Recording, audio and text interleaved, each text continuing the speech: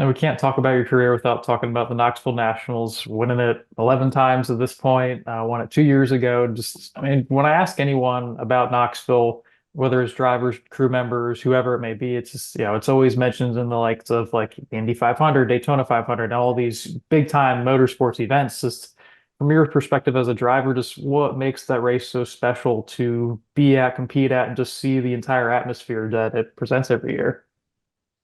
Well, as a kid, my father took me there because, you as a sprint car fan and a racer, you want to, the marquee events are the ones you go to. And being in the Midwest, growing up in North Dakota, Knoxville was doable for us. It was 8 hours away or 12 hours away, where even though we'd never been to Eldora till we went and raced there because it was in Ohio, it was 20 hours away. Or so, the demographic of it for us was huge. And being able to go there as a kid, I don't ever remember doing anything as a child that gave me goosebumps, like sitting in the grandstand during the four wide at the AMA at the Knoxville Nationals.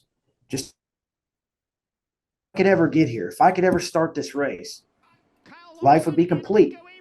It was like a goal. It was a dream. And then you find yourself in that, living that. When I first went there in '97, we were second quick.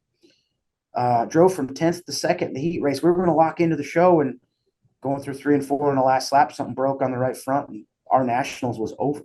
So from taking the white flag in a heat race, knowing you're going to start your first day main to uh, you don't even care what the outcome of it is after that. And man, there was something about Knoxville. Every time you go there, I found myself just, it was another race, but yet I think it psyched a lot of people out. It made people do goofy things, and I don't know, to me, I think I raced enough to where you felt like it was just another race, and you didn't have the hype of it, but yet after it was over, you really did. So just been very fortunate there over the years. A lot of great people going there with. I went there with Kenny Woodruff back in the day, and he's really the one that kind of put me on the playing field there. We had straight success. Him and I first went there together. It was like the first week we raced together, and we ran second or third. I forget what it was. I think it was second, and damn near won the race. So it was like, we can do this, and um, it just kind of stuck. The mentality that it took and the way you go about it. The format being different, inverting the heats. Racing was key, passing cars. So that's something that we always learned how to do and figured out how to do. So yeah, it's just been, obviously being our holy grail of racing to be on the good side of it. Um, it's surreal, really. I don't know how, you know, there's been you get to Steve's record, it doesn't matter. You know what I mean?